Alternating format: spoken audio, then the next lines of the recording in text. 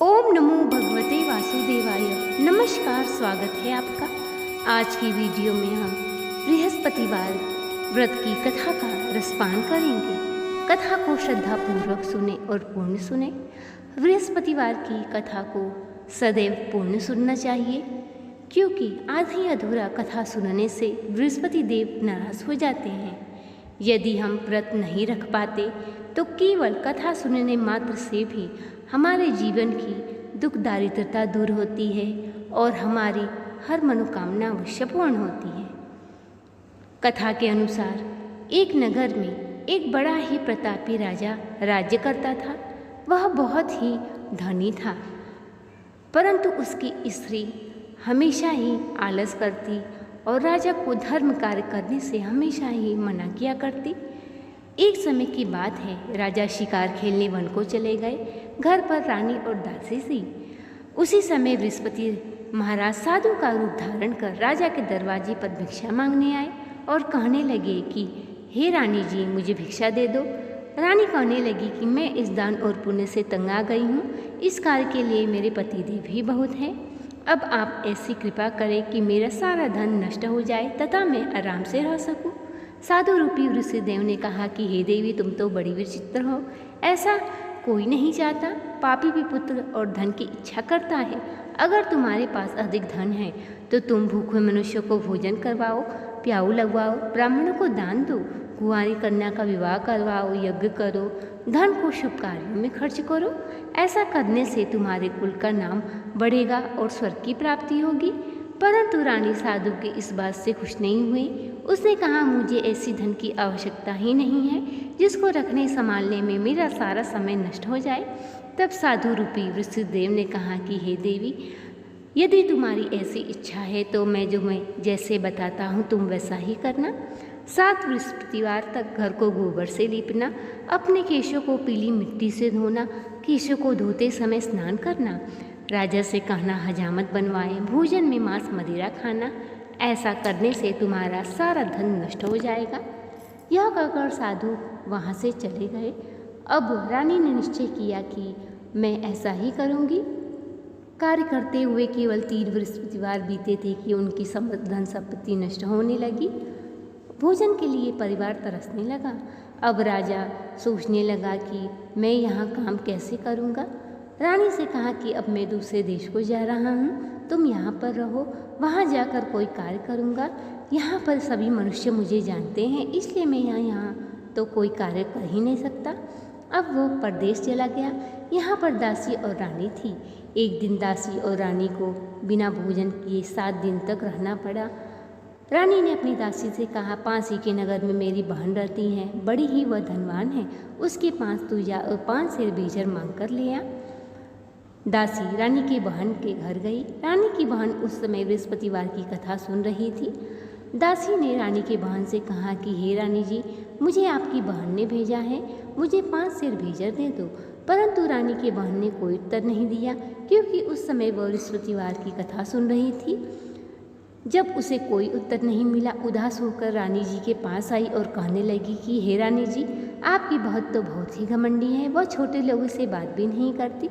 मैंने उसने कहा तो उसने कोई भी उत्तर नहीं दिया।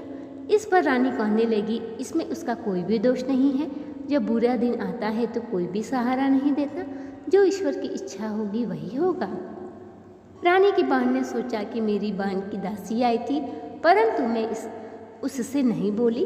इस कारण वह पूजा समाप्त कर रानी बहन के घर गई और कहने लगी कि हे बहन, तुम्हारी दासी हमारे घर गई थी, परंतु जब तक कथा होती हम लोग ना ही उठते और ना बोलते। कहो दासी क्यों गई थी? इस पर रानी कहने लगी कि हे बहन, वैसे तुमसे कोई बात छिपी नहीं है, मैंने तुम्हारे पास 5 सेर भेजर लेने के लिए भेजा था। रानी की बहन कहने लगी कि बृहस्पति भगवान सबकी मनोकामना पूर्ण करते हैं, देखो तुम्हारे घर में अनाज अवश्य रखा होगा। यह सुनकर दासी घर के अंदर गई। उसे एक बड़ा घड़ा अनाज का भरा मिला। उसे बड़ी ही हैरानी हुई। बाहर आकर रानी जी से कहने लगी, रानी जी, इनसे हमें व्रत की विधि पूछ लेनी चाहिए। वैसे तो हम रोज़ ही व्रत किया करते हैं, अगर इनसे विधि पूछ ली जाए तो हम भी किया करेंगे। हो सकता है इससे हमारी दुख दारिद्रता दूर हो जाए। इस पर रानी अपनी बहन से पूछने लगी कि बहन, यह व्रत कैसे करें। रानी के बहन ने कहा कि बृहस्पतिवार को सूर्योदय से पूर्व स्नान करके भगवान विष्णु का पूजन करना चाहिए। केले के वृक्ष की जड़ में लोटे में जल गुड़ डाल के केले का पूजन करें और कथा कहें। ऐसा करने से भगवान तुम्हारी हर मनोकामना पूर्ण करते हैं, दुख दारिद्रता दूर करते हैं। अब रानी की बहन व्रत की विधि बताकर अपने घर लौट गई। रानी और दासी ने निश्चय किया कि बृहस्पति भगवान का व्रत अवश्य करेंगे। 7 दिन बाद बृहस्पतिवार आया। उन्होंने गुड़साल में जाकर गुड़ चना बीन लाई और बृहस्पतिवार का व्रत रखा। व्रत रखने के कारण बृहस्पति भगवान प्रसन्न थे। साधु के रूप में 2 थालों में सुंदर पीला भोजन लेकर आए और कहने लगे कि हे दासी, यह भोजन तुम्हारे और रानी के लिए है, तुम दोनों करना। दासी भोजन पाकर बड़ी प्रसन्न हुई। उसने कहा, रानी जी भोजन कर लो। रानी को भोजन के आने के बारे में कुछ भी पता नहीं था। उसने कहा, जा तू भोजन कर, क्यों तो व्यर्थ में हमारी हंसी उड़ाती है। अब दासी कहने लगी कि एक साधु हमें भोजन दे गया है, मैं और आप साथ साथ भोजन करेंगे। दोनों ने भगवान को नमस्कार किया, भोजन प्रारंभ किया। उसके बाद से वो नियम से पूजा पाठ करने लगी। बृहस्पति भगवान की कृपा से उनके पास अब अधिक धन हो गया, परंतु रानी फिर पहले की तरह आलस्य करने लगी। तब दासी कहने लगी कि हे रानी, तुम पहले भी इस प्रकार आलस्य करती थी, तुम्हें धन को रखने में कष्ट होता था, इस कारण हमारा सारा धन नष्ट हो गया। अब तुम आलस मत करो, धन को शुभ कार्यों में खर्च करो। रानी ने इस प्रकार के कर्म करने प्रारंभ कर दिए। प्याऊ लगवाया, ब्राह्मणों को दान दिया, कुंवारी कन्या का विवाह करवाया, धर्मशाला बनवाया। ऐसा करने से उनका काफ़ी यश फैलने लगा। अब रानी और दासी विचार करने लगी, न जाने राजा किस दशा में होंगी, उनकी कोई भी खोज खबर नहीं है। अब बृहस्पति देव से उन्होंने प्रार्थना की।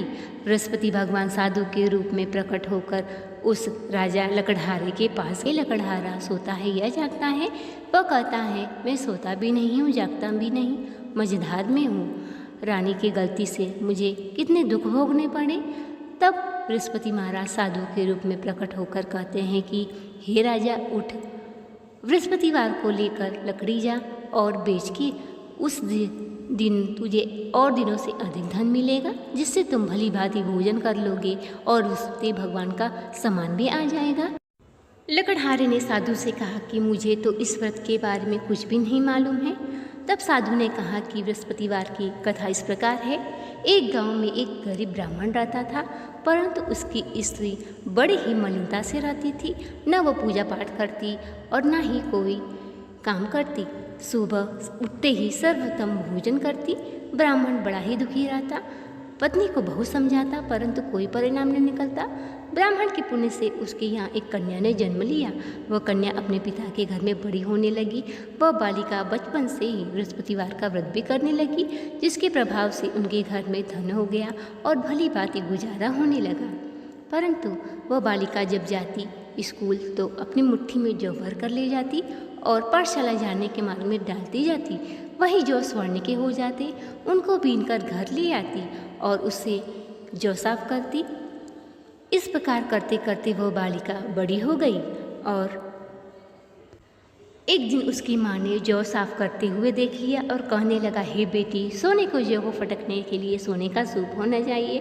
उसने व्रत रखा बृहस्पतिवार का और भगवान से प्रार्थना की, हे प्रभु, यदि सच्चे मन से मैंने आपकी पूजा की हो तो मुझे सोने का सूप दे दो। बृहस्पति भगवान ने उसकी प्रार्थना स्वीकार कर ली।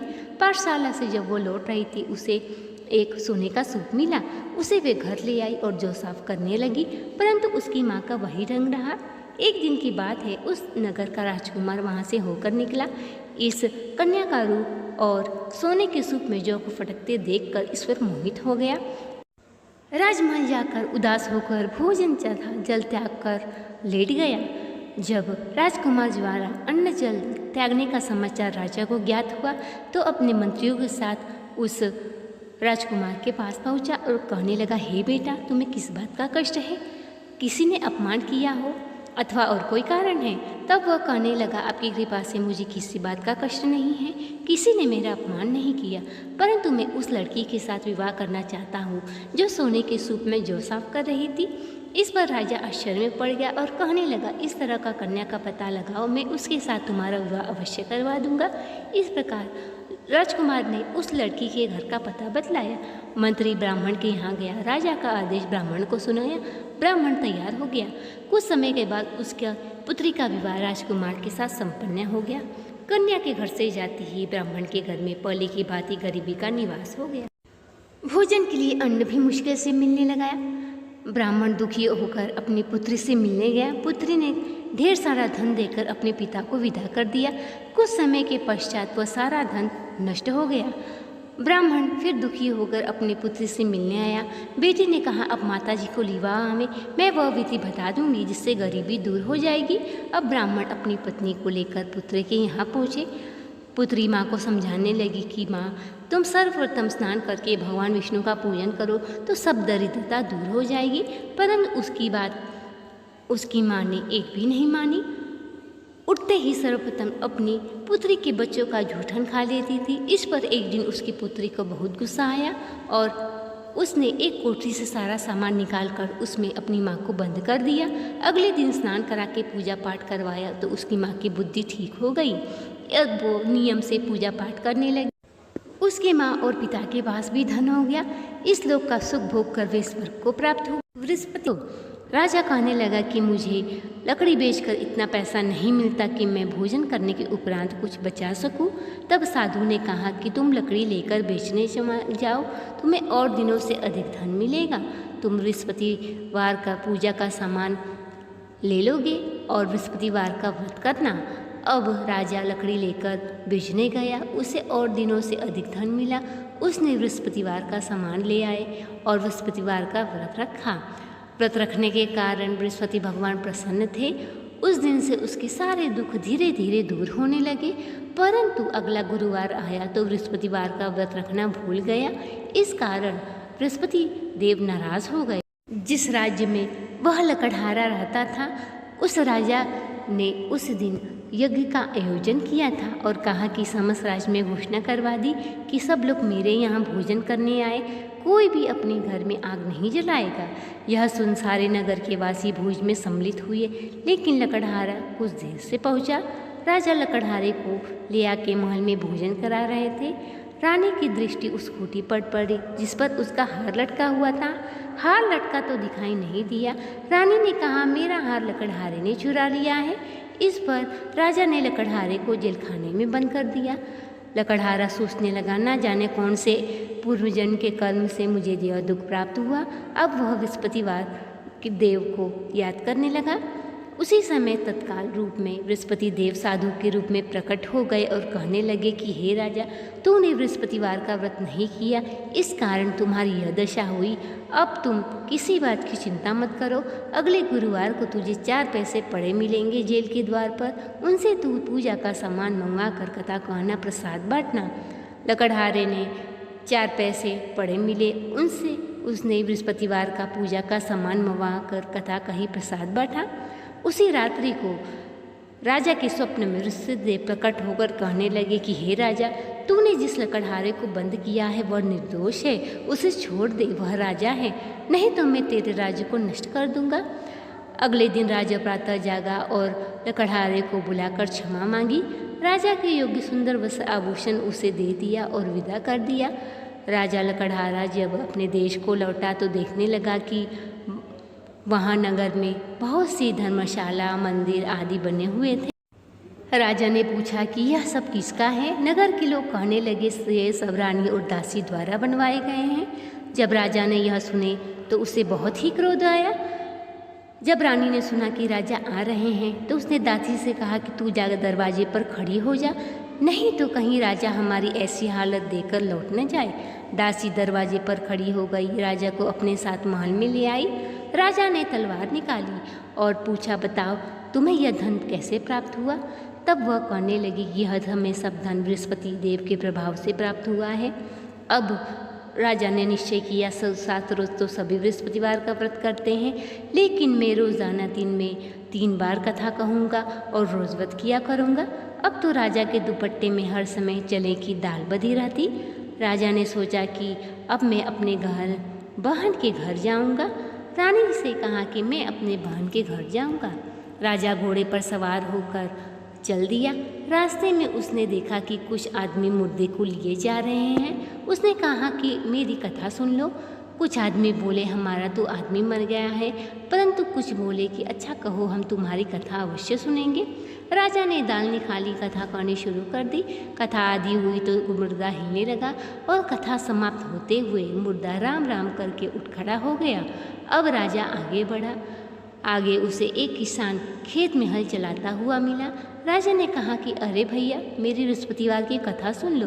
किसान कहने लगा, जब तक तेरी कथा सुनूंगा 4 हरिया जोत लूँगा, जा कथा किसी और को सुनाना। राजा के हटते ही किसान के पेट में दर्द होने लगा। बैल पछाड़ खा के गिर गए। किसान की पत्नी रोटी लेकर आई, बेटे से सवाल पूछा। बेटे ने सवाल बताया और बुढ़िया दौड़ी दौड़ी घुड़सवार के पास गई और कहने लगी, मैं तेरी कथा सुनूंगी, तू अपनी कथा मेरे खेत पर चलकर कहना। घुड़सवार ने जाकर खेत पर कथा कही, जिससे सुनकर उसके लड़के का पेट दर्द ठीक हो गया और बैल भी खड़े हो गए। अब राजा अपने बहन के घर पहुंचा। बहन ने बाई की खूब मेहमानी की। लेकिन अगले रोज जब राजा जागा तो उसने देखा कि सब लोग भोजन कर रहे हैं। राजा ने अपनी बहन से किया, ऐसा कोई मनुष्य है जो मेरी बृहस्पतिवार की कथा सुन ले। राजा की बहन कहने लगी कि यह देश ऐसा है, पहले लोग भोजन करते हैं, बाद में अन्य काम करते हैं। अगर कोई पड़ोस में हो तो दिखाती हूँ। यह कहकर बहन देखने चली गई, परंतु उसे कोई भी ऐसा व्यक्ति नहीं मिला जिसने भोजन न किया हो। अब वो एक कुम्हार के घर गई, जिसका लड़का 3 दिन से बीमार था। 3 दिन से उसके यहाँ किसी ने भोजन नहीं किया था। अपनी भाई की कथा सुनने के लिए कुम्हार से कहा। कुम्हार तैयार हो गया। राजा ने जाकर कुम्हार के घर कथा कही, जिससे सुनकर उसका लड़का ठीक हो गया। अब तो राजा की प्रशंसा होने लगी। राजा ने कहा, हे बहन, मैं अपने घर जाऊंगा, तुम भी तैयार हो जाओ। राजा की बहन ने कहा कि ठीक है भैया, मैं अपने सास से जाने की आज्ञा मांग लेती हूँ। बहन ने साथ जाने की आज्ञा मांगी। सास बोली, चली जा, परंतु किसी लड़के को मत ले जाना, तेरे भाई को कोई भी संतान नहीं है।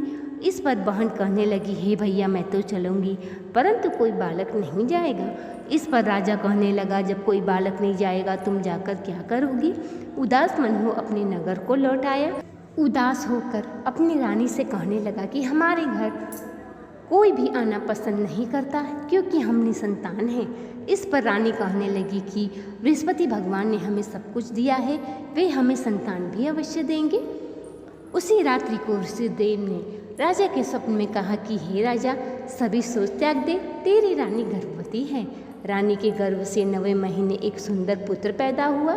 राजा की बहन बधाई लेकर आई। राजा कहने लगा कि मेरी बहन आ रही है, तुम उसे ताना मत मारना। परंतु राजा की बहन जब आई तब रानी कहने लगी कि घोड़ा चढ़कर नहीं आई, गधा चढ़ी आई। इस पर रानी कहने लगी कि हे भाभी, मैं इस प्रकार न कहती तो तुम्हें औलाद कैसे मिलती। बृहस्पति देव ऐसी ही हैं, जिसके मन में जो कामनाएं रहती हैं सभी को पूर्ण करते हैं। बोलो बृहस्पति महाराज की जय। अब आइए सुनते हैं बृहस्पतिवार की आरती।